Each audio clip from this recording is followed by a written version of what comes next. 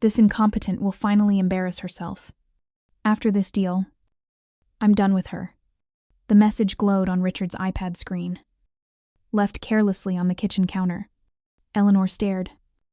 Her hand froze in midair.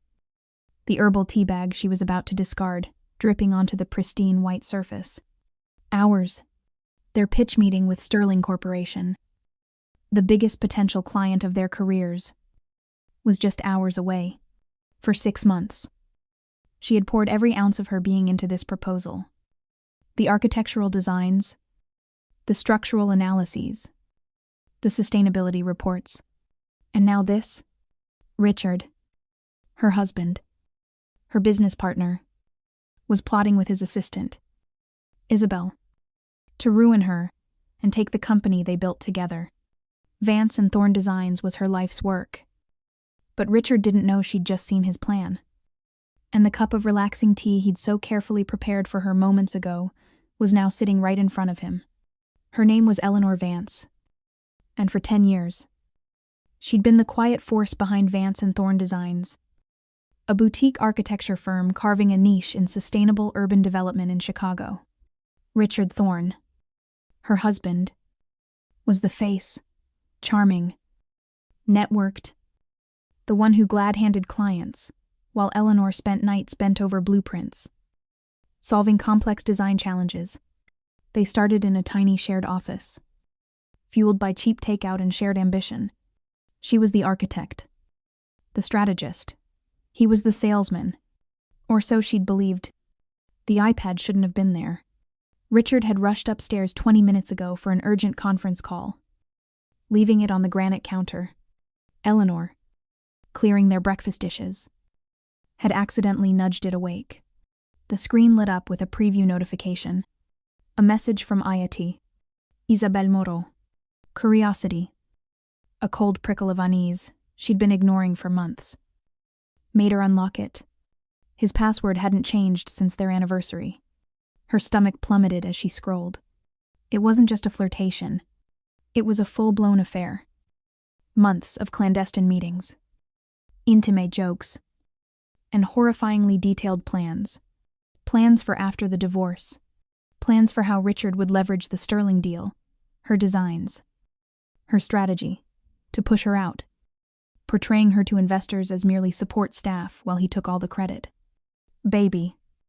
You should see her scrambling around thinking this is her big moment. One of Richard's messages read, "She has no clue that tomorrow is the day I finally get rid of the dead weight."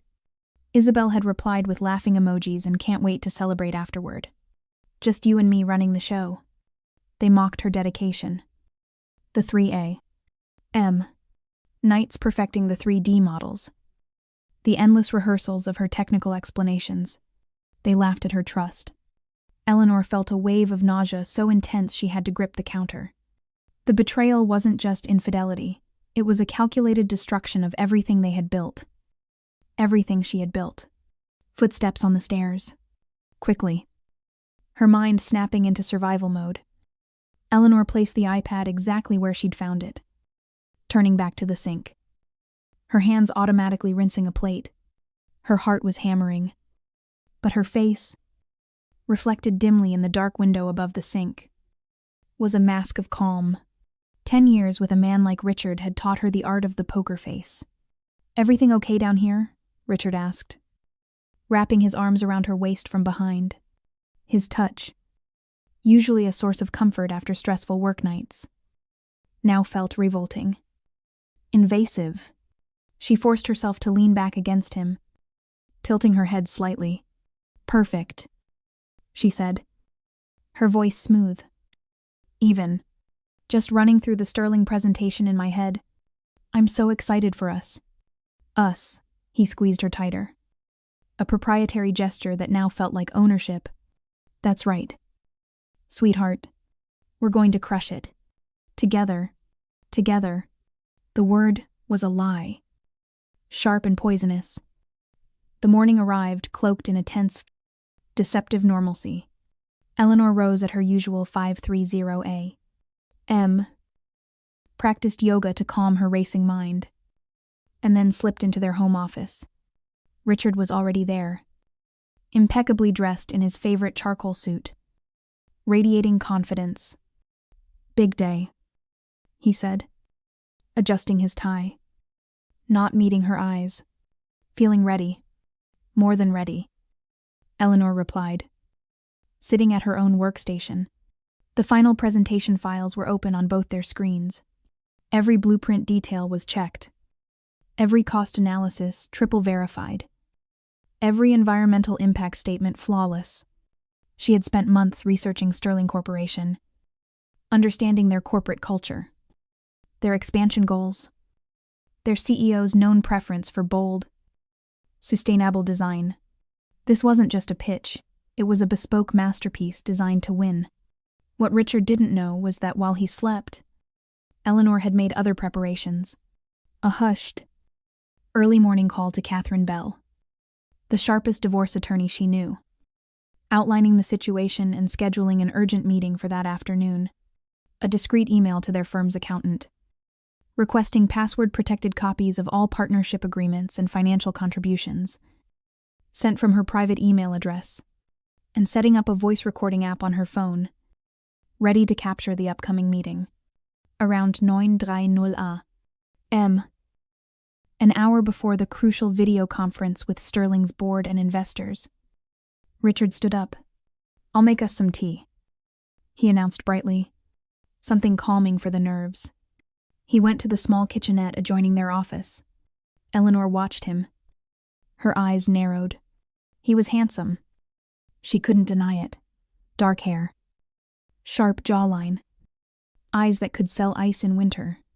He hummed softly as he selected a specific box from their tea collection, a pricey, organic chamomile blend she rarely drank.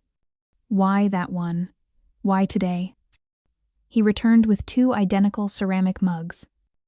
Handleless, minimalist design, a set they'd bought on a trip to Japan. The steam curled invitingly. "Here you go." "Elle," he said, placing one mug carefully on her desk, closer to her right hand. "Drink up. You deserve a moment to relax before we wow them." His smile was wide, solicitous, but his eyes didn't quite meet hers. The tea smelled normal, fragrant with chamomile and perhaps a hint of lavender. But his excessive care, the specific choice of tea, the memory of those cruel text messages, it all screamed, danger. She picked up the mug, feeling its warmth. "Thank you, Richard," she said, her voice warm. "Appreciative. You always know what I need." She took a tiny, performative sip, watching his face over the rim. Was that relief she saw flicker in his eyes, or just smug satisfaction? His phone buzzed. "Isabel." "Undoubtedly." I need to use the restroom quickly before we log on," he said, standing abruptly. "Can you get the video conference link ready? Make sure the screen share is working." The moment the office door clicked shut behind him, Eleanor moved, smoothly, silently. She lifted her mug and swapped it with his. They were identical. He would never notice. She sat back down, opened the video conference software, checked the microphone levels, and took a deliberately calm breath. Richard returned a minute later, looking composed and ready. He sat down, took a large gulp from the mug now sitting innocently by his keyboard, the mug intended for her, and flashed her a brilliant, confident smile. "Showtime," he said. The Sterling Corporation logo appeared on screen. The meeting was beginning. And so, Eleanor thought, was Richard Thorne's spectacular self-destruction. Okay. I will rewrite part 2 to be within the 250 token target plus 5%, which is 2. Bij sensitie are 363 tokens, focusing on conciseness while preserving the core details, atmosphere, and emotional beats. Exactly at 1030 a.m. The main screen flickered to life, displaying the polished logo of Sterling Corporation, followed by several faces popping into view. Marcus Davies, Sterling's CEO, dominated the central pane, a man in his late 60s with silver hair and eyes that seemed to assess everything with sharp precision. Flanking him were Evelyn Hayes, their formidable chief financial officer, and David Chen, the younger, dynamic head of urban development. 3 smaller windows showed the potential investors Richard had been courting. "Good morning, everyone," Mr. Davies said, his voice resonant and clear. "We appreciate you accommodating this virtual format. We're eager to see what Vance and Thorne Designs has put together for the River North project." Richard straightened, his charming smile firmly in place. "Thank you for the opportunity, Mr. Davies," he began smoothly. "Eleanor and I believe our proposal offers a truly innovative and sustainable vision." He emphasized Eleanor and I, a performance Eleanor now saw through. As he reached for her mug of tea, Eleanor caught it, a slight tremor in his hand. "Interesting." Before Richard could continue, Eleanor leaned forward. "If I may, Mr. Davies," she interjected calmly, "we want to reiterate how honored we are. Your company's commitment to architectural excellence aligns perfectly with our firm's core values." The investors nodded. Richard shot her a startled glance. Was that annoyance? Or was the Chamomile Plus already working? "Shall we begin?"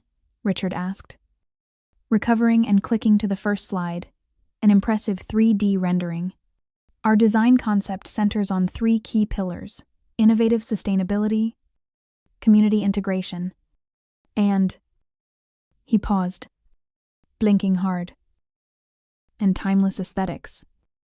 His voice was strong, but slightly hesitant. Mr.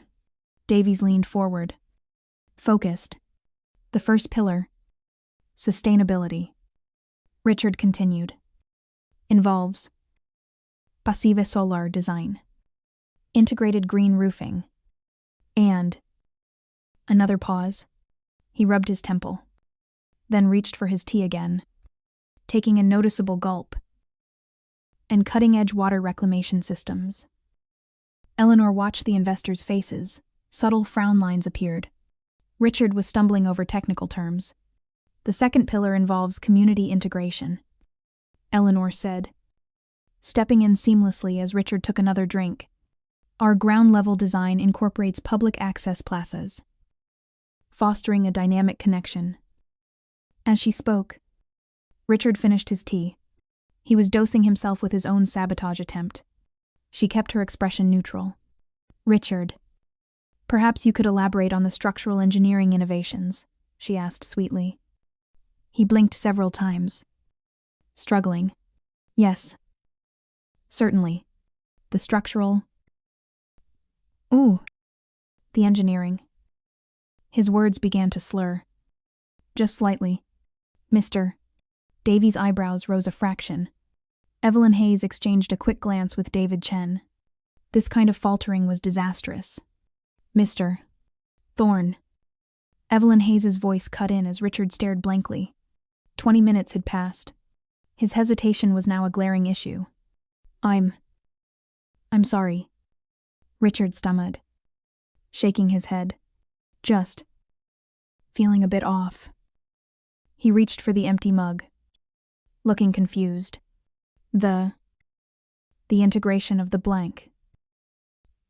"Ooh." He trailed off. Mr. Davies' expression shifted to distinct concern. "Mr. Thorne, are you feeling quite well? Perhaps we should reschedule."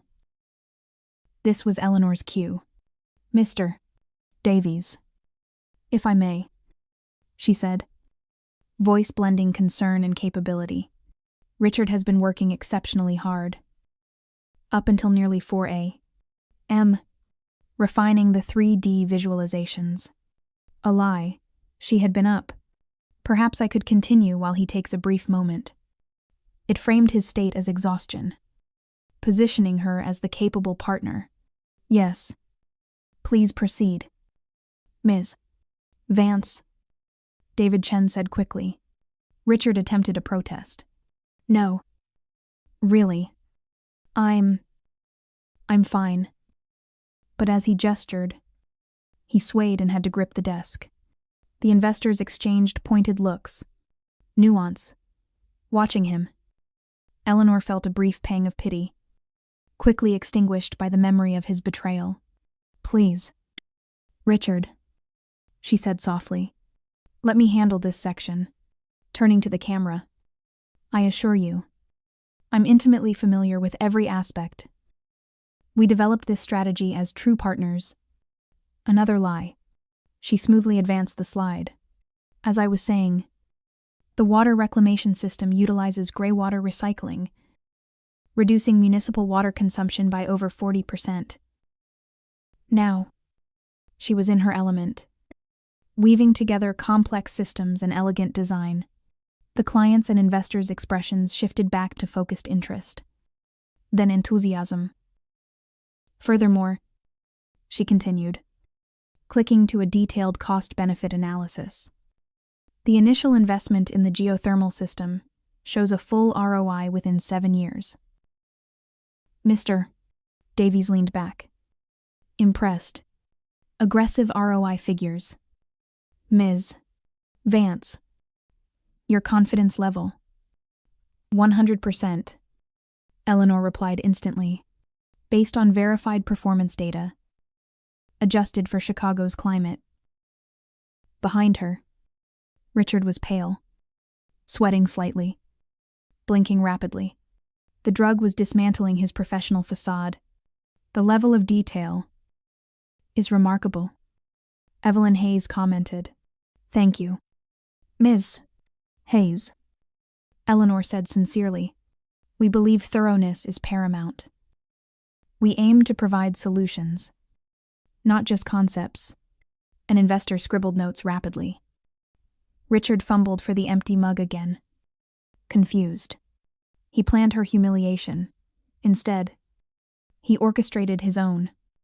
While she delivered the performance of her career, but the final act was still to come. If we could move to the implementation timeline, Eleanor said, advancing the slide. You'll see we've broken the project into 3 distinct phases. Mr. Davies nodded, but his gaze kept flickering to Richard, who was gripping his chair arms as if the room were spinning. Mr. Thorne. Mr. Davies said carefully. Are you certain you don't need a moment? This was the moment. You know what Eleanor said? As if just struck by the thought. Richard, why don't you step away for a few minutes? Get some fresh air. I can handle the Q&A. He looked at her. Confusion and perhaps fear in his eyes. He was realizing something was deeply wrong. Yes, maybe, he mumbled, struggling to stand. As he swayed out of the room, Eleanor turned back to the camera, expression concerned but professional. I apologize for the interruption. My husband has been under tremendous pressure. Of course. Jennifer Coleman said kindly. Please continue. This is fascinating. And continue. She did. Without Richard. She felt free.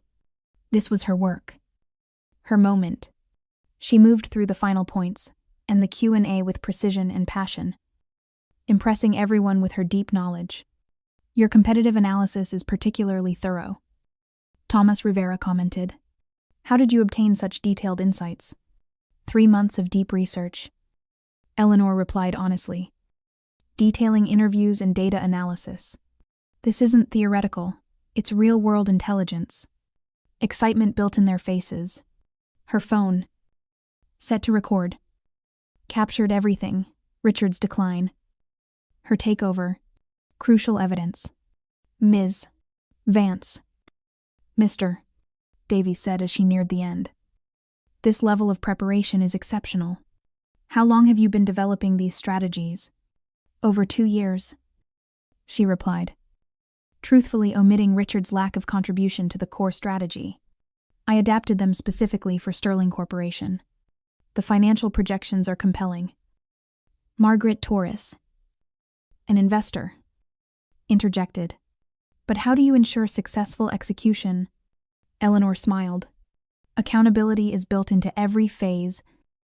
Plus, I personally oversee every major implementation step. You personally, mister? Davies asked. Absolutely. When you work with Vance and Thorne Designs, you get senior-level expertise throughout. She carefully used I and senior-level expertise, positioning herself as the key resource. As the presentation concluded, she felt a surge of confidence. This was going perfectly, and Richard was missing his own professional destruction. The presentation concluded to genuinely enthusiastic responses. Harrison Webb looked excited. Jennifer Coleman asked detailed follow-up questions, and the investors seemed thoroughly impressed. Ms. Vance, this has been outstanding. Mr. Davies said, I must ask, is this level of strategic thinking typical of your work? It is? Eleanor replied confidently. I believe in going beyond surface-level analysis. How soon could you begin implementation if we move forward? David Chen asked. Immediately, Eleanor stated. I've already cleared my schedule. My full attention would be dedicated to ensuring Sterling Corporation's success. Again, she carefully used I rather than we, subtly positioning herself. Just then, Richard stumbled back into the room, looking even worse. His face was ashen, his movements unsteady, and confusion clouded his eyes. How's everything going? He asked, words noticeably slurred. The contrast was stark, Eleanor. Poised and articulate. Richard, barely coherent. The visual alone was devastating for him. We were just discussing implementation timelines. Eleanor said gently, as if to someone clearly unwell, why don't you sit down? Richard, Mr. Davies' expression was now a mixture of concern and professional assessment. Reliability was paramount. Richard's state raised serious doubts about his capability. Mr. Thorne. Mr. Davies said carefully. Perhaps we should continue this conversation when you're feeling better. No. No. Richard protested weakly. I'm fine. Just tired. Let me walk you through the final recommendations. But as he reached for the mouse, he fumbled, clicked the wrong button, and accidentally closed the entire presentation window. His subsequent struggle to reopen the file, his fingers clumsy on the keyboard, was agonizingly unprofessional. It's all right. Eleanor intervened smoothly, reopening the file on her own computer and sharing her screen. Technical difficulties happen. Here we go. She guided the discussion through the final points with grace, making Richard's meltdown seem like a minor blip. But the damage to his credibility was done. As the meeting concluded, Mr. Davies made a telling remark. Ms. Vance, your expertise is precisely what we're looking for. We'll be in touch very soon with our decision. Your expertise, not the firm's. After ending the call, Richard slumped in his chair. What happened? He asked, looking bewildered. I felt fine this morning. And then, you've been pushing yourself too hard, Eleanor said with false sympathy. Maybe you should go lie down. I'll handle any follow-up. As he unsteadily made his way to their bedroom, Eleanor sat alone. The meeting was a triumph. She hadn't just salvaged it. She'd likely secured the biggest contract of their careers. More importantly, her phone recording captured everything Richard's decline. His admission of feeling fine before the tea, the perfect evidence. The trap he set for her had caught him instead. Within an hour, Eleanor was executing her counterplan. Richard was upstairs, oblivious, sleeping off the effects of his own failed sabotage. Her first call was to Catherine Bell, her attorney. Catherine, it's Eleanor Vance. We need to meet today. Urgently. I have audio recordings, text message screenshots, and potential witness testimony regarding my husband attempting to drug me before a major client presentation, plus evidence of his affair and plans to steal the company. Catherine, sharp and unflappable. Scheduled her for 4 p.m. Next, Eleanor meticulously forwarded the damning screenshots of Richard's conversation with Isabel to her secure, private email. She then composed a carefully worded email to Harrison Webb at Sterling Corporation. Dear Mr. Davies, thank you again for your time today.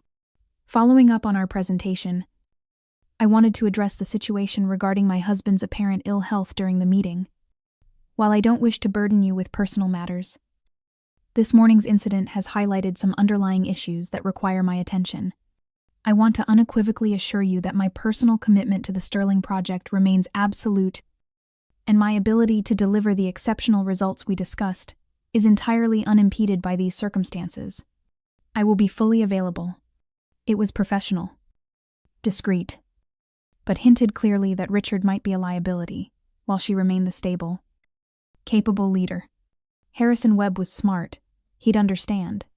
Her final calls were to their business accountant, requesting an emergency audit focusing on individual contributions, intellectual property, client acquisition, financial input, and to their bank, where she opened a new business account solely in her name, transferring only the initial investment funds she could irrefutably prove were hers pre-partnership.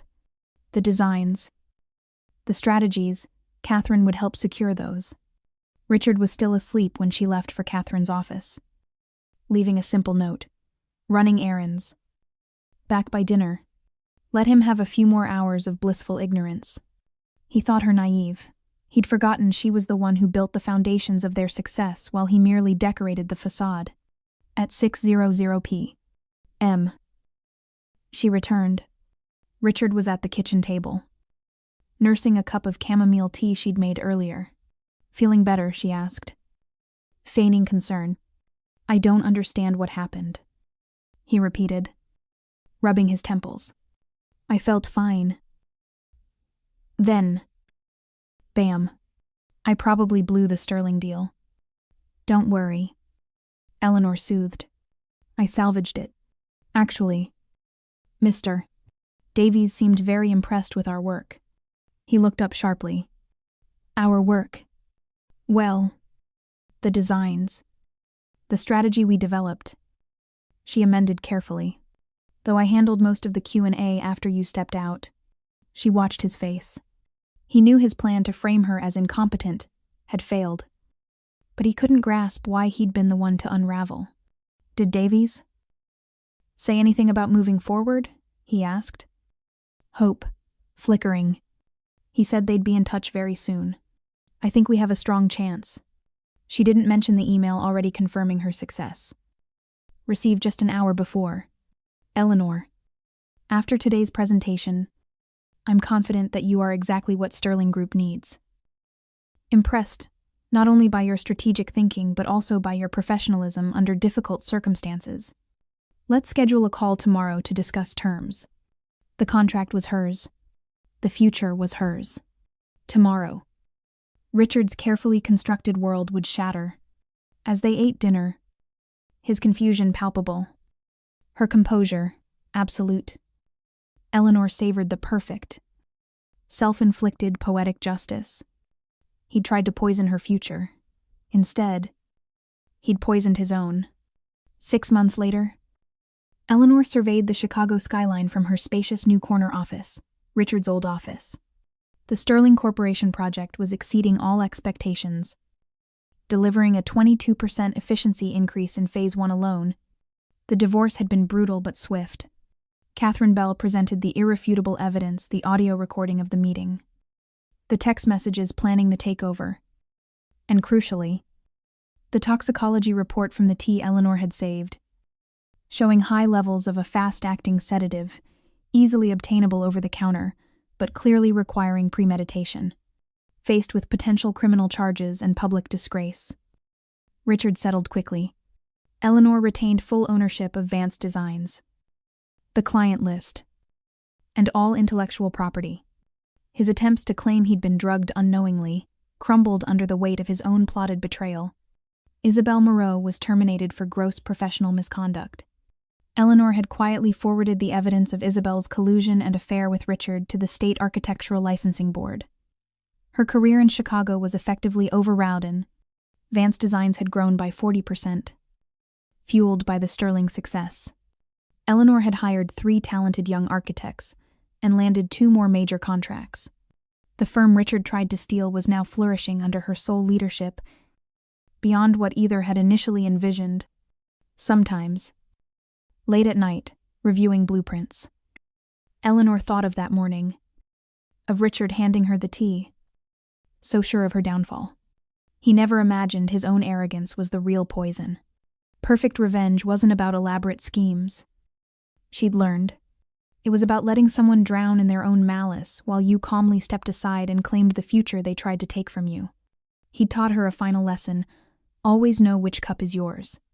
Justice served. Straight from the cup of his own treachery. Looking at the sterling tower designs gleaming on her screen, Eleanor smiled. The tables hadn't just turned. They'd been completely redesigned. In her favor. It's devastating when trust is broken so profoundly, especially by someone you built a life and business with. Eleanor's story shows incredible strength in turning betrayal into triumph. Have you ever faced a situation where you had to reclaim your power or expose deceit? Share your experiences or thoughts in the comments below. Your story might empower someone else going through a similar struggle. Please like this video if it resonated with you. Share it with someone who might need to hear it. And subscribe for more stories of resilience and justice.